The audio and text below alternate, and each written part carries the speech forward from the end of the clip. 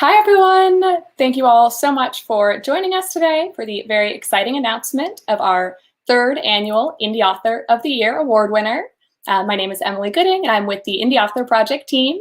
And I'll be joined shortly here with the founder of the Indie Author Project, Mitchell Davis, as well as the executive director of EveryLibrary, John Chrastka. I do want to say a special thank you so much to our wonderful partners over at EveryLibrary for hosting today's event. In particularly Jennifer Griffin, kind of on the back end there, making sure everything runs smoothly. And before we get to our main event of introducing this year's finalists and our winner, I first want to pass things over to John and Mitchell here to share a little background on the Indie Author Project and some updates on some exciting developments we have going on right now. Thank you so much, Emily. Hi, everybody. My name is Mitchell Davis. I am a Senior Director of BiblioLabs at Lyrasis and was formerly the CEO of BiblioLabs. And we're so proud that the Indie Author Project is working the way it is. And we now are doing this. It's our third year being able to do this. And we're so excited you guys could be with us. So one of the things, we've been working with EveryLibrary for quite a while, and we've just entered into a new project with them, and I'm going to go through a couple of things related to that, but was going to give a little bit of background on Indie Author Project first. And John, I don't know if you had any, you've been working with Indie Author Project for a while, if you had any thoughts about just... Well, first of all, it's great to be part of this, the third annual here, Indie Author Project Awards. The importance and impact of this across many states and Canadian provinces directly on library work is really fun. It's really important, and it helps bring a lot of energy and interest to those libraries. And also the insights you're about to share around the economic impact on the creative community in these towns and in these states. Mitchell, it's a game changer, I think. Yeah, I think so. I mean, I think we can see excitement from authors, from libraries, from readers, from just about everybody. And I was just going to real quick. I don't want to assume everyone knows the whole history of the Indie Author Project. So I was just going to, Jen, if you could throw the slides up. I was just going to real quickly give a quick orientation and background on what the Indie Author Project is, and then just talk a little bit about the project we're working on with EveryLibrary. So Indie Author Project was launched several years ago, and it was originally launched as a partnership with Library Journal, and it was meant to solve a problem of public librarians knowing that there were great indie books in their own community, but not knowing how to connect with those books. And on the same wavelength, indie authors who had written books but really couldn't find a way to get those in a meaningful way into their local libraries. And so it was built as a way to both archive local books that have been written by authors, but also recognize the best of those books and elevate those books. And this event today is really the culmination of that year-round effort. So we've got over 200 library systems across North America that we're working with today. We provide software, and we provide program support, we provide the curation relationships, and we just make it very easy for libraries to be able to build community with their own local writers. Since we launched, we've had over 15,000 ebooks submitted through this program, through public libraries, and about 750 of those that have been recognized by Library Journal. We also work with Publishers Weekly, Black Caucus of the ALA, different curation groups that have been elevated and recognized as the best of those submissions. And every year we run this contest where for 2 months we actually offer prizes and we offer promotional support for the winners of those contests. So with the payments that have gone out this year, we've paid over $50,000 out to winning authors over the 3 years. So that is economic impact that's being made directly in communities as a result of libraries participating in this program. And as we get to the announcement today, I think it is important to remember that this is not a book contest. We have groups of librarians who decided the best books in each of these regions. And so the quality of the books isn't really at question in this contest. What this contest really is industry professionals, published authors, folks from Publishers Weekly, from publications, who are saying which of this year's regional winners captures the spirit of indie. And so today you're going to meet the authors that have kind of risen to the top of that. Real quickly, I was just going to go through this project that John mentioned about economic impact. One of the unique opportunities that's been created in this program is that for authors that make it through the curation process, they can opt into royalty-paying programs. And their ebooks are available on all the major public library ebook platforms. And so we're able to sit at the nexus of that data and know where authors are, what their home library is, how much royalties they're earning, how much usage their books are getting. And we made a decision to just be transparent with that data and use it to sort of watch this channel build up and see what we can learn from it. So it's going to provide visibility into, if a library spends $1 on ebooks in this program, they can know the exact economic impact that dollar is having on their own local author community. So it's a pretty interesting opportunity, and we're working with EveryLibrary to publish a full data report on this later in the fall. I'll kind of go through these slides really quickly just to show you some of the things. Yeah, sure. I mean, there's a big discussion happening in this country right now about the role of libraries with ebooks and audio downloads, and the chance to be able to look under the hood, open, transparent. Here's the full data set on how it's not just a good book to read, it's how do you pay people properly to be writers? How do you move public money through the library properly in order to make sure that everyone has access without restrictive licensing, without onerous circulation figures? Mitchell, this is I want people to see what the stats look like, because it tells a story that I think is very important about how we want to do publishing in this country. Yeah, I agree. I mean, I think if you look at the slide I have up now, what this is really measuring is the economic contribution that these libraries, these individual public libraries, made to their own communities in earned royalties by authors that come from that particular library. And, this is a brand new program, and, we're certainly not, doing Amazon level sales yet, but I think the philosophy here is strong, and I think libraries are going to appreciate it. And I think over the years, we're going to watch these numbers grow. The other chart really shows the aggregation of public libraries within a particular state and the contributions that they're making. I also put a little bit here just to show we're having some international impact organically. And again, discovery, when this program first launched, it was just a discovery program. It was meant for authors to get their books into public libraries and have people discover them. And so you can see that we're also accomplishing that. So anyway, I don't want to take away from the spirit of the event, but did think it was important just to show a little bit of context and show a little bit of the direction the program is headed. So really appreciate the time, and really happy to be part of this. Before we bring it back to Emily, though, the numbers do tell a story. There's some tremendous circulation happening from authors who otherwise would have gone undiscovered, unrecognized, and the partnership between libraries and the creators, the partnership between librarians as curators and readers, and the partnership that really is a functioning publishing ecosystem here shouldn't be underrated, folks. It's important, I think, to pay attention to this. We're going to look forward to, in October, doing the full dossier with the Indie Author Project on all these stats. If you're concerned, like we are, about the future health of the publishing ecosystem and the relationships to the publishing ecosystem to how libraries are supposed to provide everything to anybody, please be a part of that as we move forward. So, Emily, I want to get out of your way. I want to get Mitchell out of your way to keep going with our Indie Author intros, though. Thank you. Well, John and Mitchell, thank you both so much for that. I think we're all really excited to see that data collaboration project kind of continue to grow. I'm looking forward to more updates coming this fall.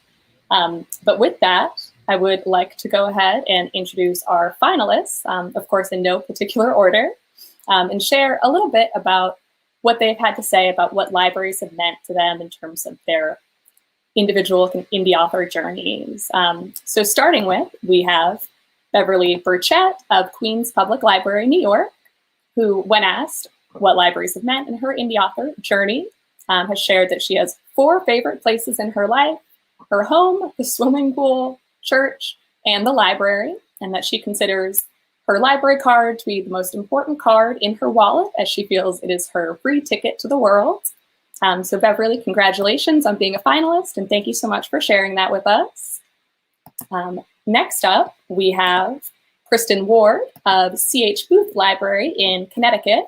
And when asked the same question about the role of libraries in her indie author journey, she shared that to her, libraries are much like the beating heart of a community, and that as an author, libraries hold a key to an entire realm of readers whose passion for the written word mirrors her own. So congratulations to you as well, Kristen, and thank you also for sharing that. And third up here, we have Amy Rivers of Lafayette Public Library, Colorado.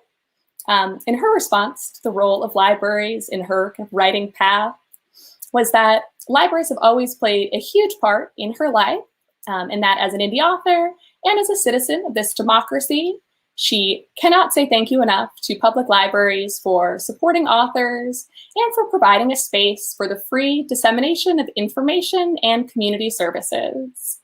So congratulations to you as well, Amy. And here, last but certainly not least, we have Craig Moody of Broward County Library, Florida, who shared that on his part, libraries have always been a magical place in that there are a million different universes to be explored between each and every cover that rests on those shelves, and that the possibility for escape, knowledge, and freedom within a library is endless. So congratulations to all of our finalists on this very well-deserved honor. And of course, thank you to our judges for their time and insight in selecting this year's winner. And yet this year's winner will receive not only an additional monetary prize, but also professional audiobook production, as well as a variety of other marketing and promotional opportunities throughout the course of this upcoming year. And before we announce the winner here, as kind of a fitting passing of the torch, we'd like to share a brief message from our 2020 winner, the 2020 Indie Author of the Year, Jacqui Castle. Hi everyone, my name is Jacqui Castle, and I am the Indie Author Project's 2020 Author of the Year. There have been so many highlights in my writing life this past year, including the opportunities to teach webinars and participate in events with my local library system, and also participate in 2 library journal events with traditionally published science fiction writers who I admire. These are all milestones that I will cherish forever and would not have been possible without this award. Getting to know the team at the Indie Author Project and seeing how hard they work to bridge the gap between indie authors and readers has been such an inspiration, and it's been an honor to have gotten to be part of their mission this year. I want to wish a warm congratulations to all of the statewide winners and to the new national winner, and I hope to one day meet you in the future in person. But just know that you are now part of a wonderful community of indie authors and those working so hard to support and uplift our writing. Congratulations again, and you're in good hands. Thank you so much for those kind words, Jacqui, and for putting together that little video for us. I know the Indie Author Project is very excited to continue to partner with you for many years to come. And I think on that note, we're ready for the big reveal of this year's 2021 Indie Author of the Year. So on behalf of the Indie Author Project team, I'm thrilled to announce that this year's winner is Amy Rivers of Lafayette Public Library in Colorado. Amy, congratulations. We're so excited to have you on board. And I'll pass it on over to you and Mitchell here so we can get to know the new winner a little bit better. Thank you guys so much. Congratulations, Amy. We're so happy to have you here with us. I'm like so ridiculously excited right now. It'll be amazing to perform an actual sentence.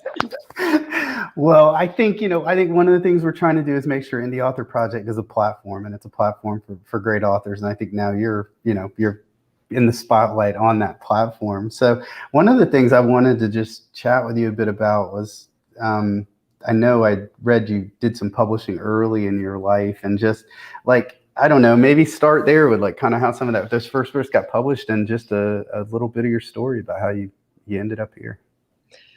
So a couple of things. My public library in my hometown in New Mexico, which is the Alamogordo Public Library, was pretty much the centerpiece of our summers growing up. We always did the summer reading programs. We were there all the time getting books. I was an avid reader then, I still am now, and I felt like the library was absolutely magical. And so it was kind of a cool thing to have that resource. And then in elementary school, our school also did the Melton Book Project. And so starting in third grade, we got to create our own books.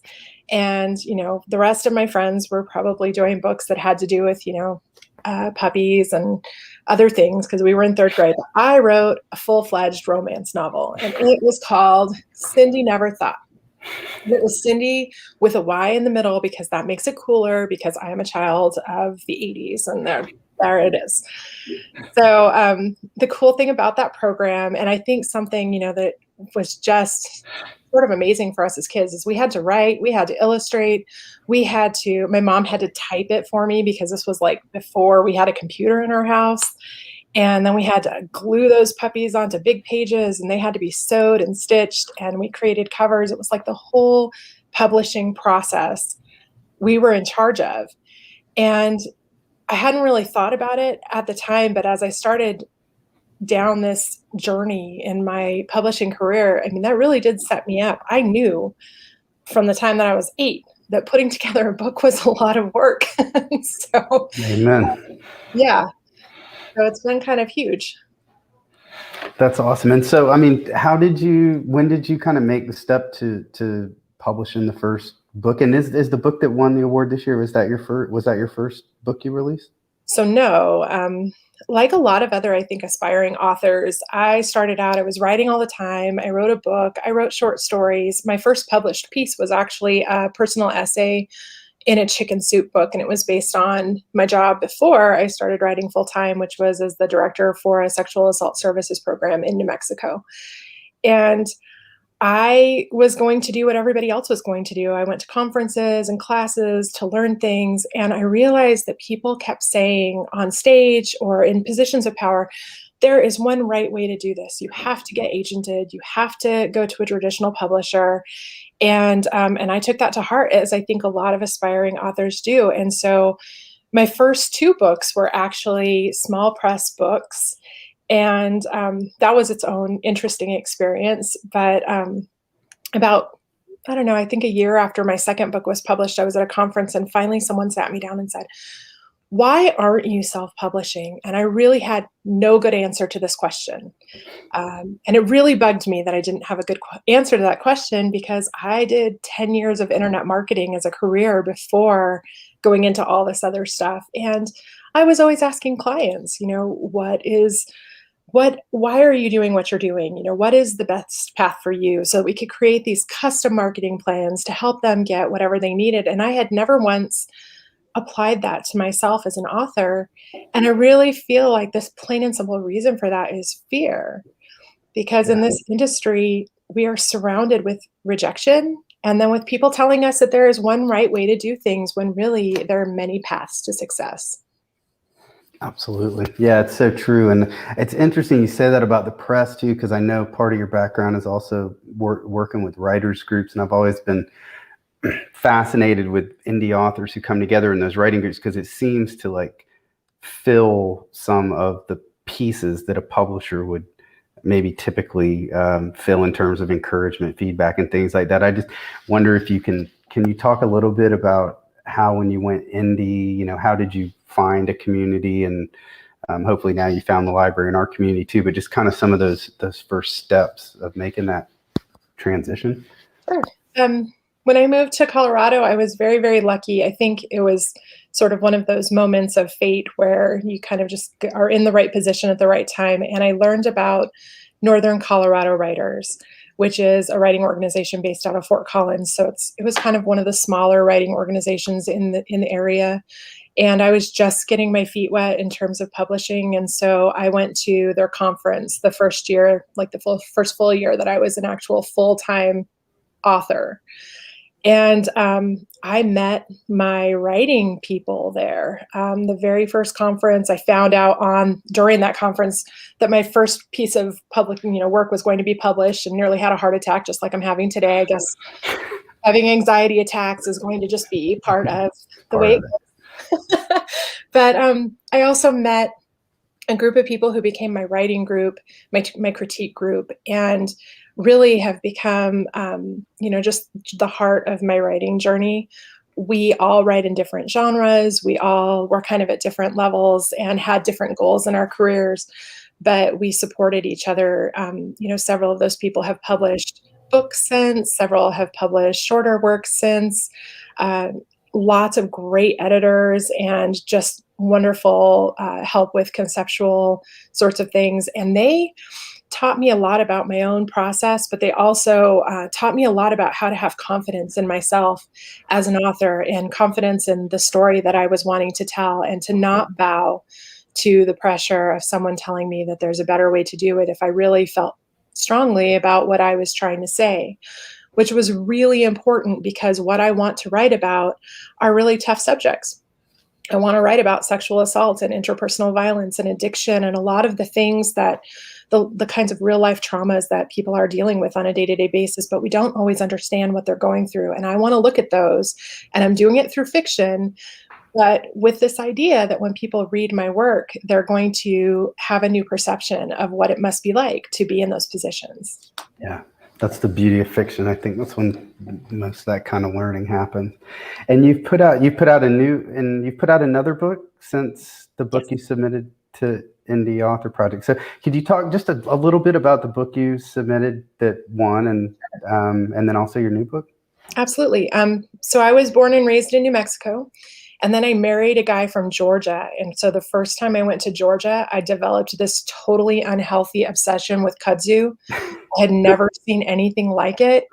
And of course, me being me, the very first thing that I thought when I saw it was, I wonder what you could hide back there. I wonder if there are dead bodies in there.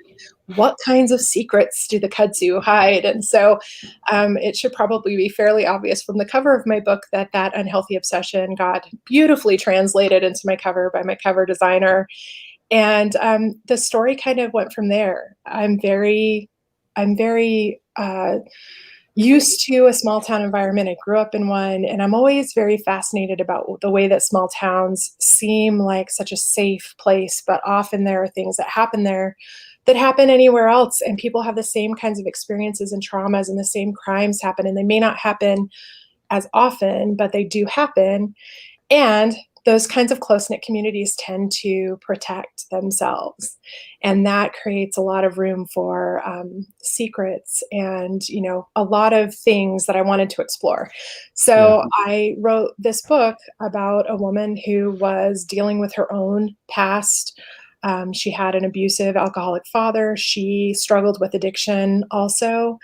And she was finding that, just trying to fake it till she make it through her new picture perfect life that she had created for herself really wasn't addressing what was happening with her before. And of course, there's other things that happen, and crime and, violence and all the things that kind of go into crime fiction. But at the heart of it is this woman's journey in trying to figure out who she is and how to be okay with who she is and all of the baggage that she has that goes along with that. That's great. And is complicit part, is it different, the same? I mean, it sounds like you have kind of a mission with your writing. It might have a common theme to some of it, but there are some common pieces. Complicit is the first in a series. I finally got back to this idea that I wanted to write a book that was really based in my hometown in that area, because it's very near and dear to my heart, and the desert is a much different place than the kudzu jungle. Yeah, no kudzu. Yeah. Yeah, no kudzu, but really awesome plants and things that will sneak out and bite you and sting you and do all kinds of great things. So there's lots of creepiness there. But I also grew up in a place that was very close to the border. And so there border politics and the things that have happened there actually have always been kind of on my radar, both growing up and then when I was working on my master's degree, I really did a lot of work on border politics and water rights and a lot of the issues that kind of surround that area. So I wanted to go back in and start writing about characters who are in that area, who are dealing with, horrible things that happen, but also are part of a community and part of a community that they want to save or that they want to make a better place and a healthy place. That's awesome. Well, I so appreciate you being part of this. And I know it's such a weird, I've been in the book industry for 20 years and we are a physical species. We like being in the same spaces and communing. And the last year and a half has been a little bit weird on that front. But I know we're going to have a fun year and I'm so glad you're on board. And thanks for having this chat with us today. So much. I'm so excited, guys. Awesome. Well, Amy, thank you so much. That was wonderful getting to learn a little bit more about kind of your indie author path and your new works coming out. And just like Mitchell said, we're really excited to partner with you going forward. So as we close out here, I just wanted to say congratulations again to you, Amy, and to all of our finalists, of course. And thank you to everyone who joined us here today, as well as EveryLibrary for being such a wonderful host. And for anyone looking to learn a little bit more information about the Indie Author Project, but how you can get involved in our different programs and initiatives, you can visit indieauthorproject.com. And with that, thank you all so much again for joining us. Amy will be in touch very soon. Thanks, guys. Thank you. Thank you.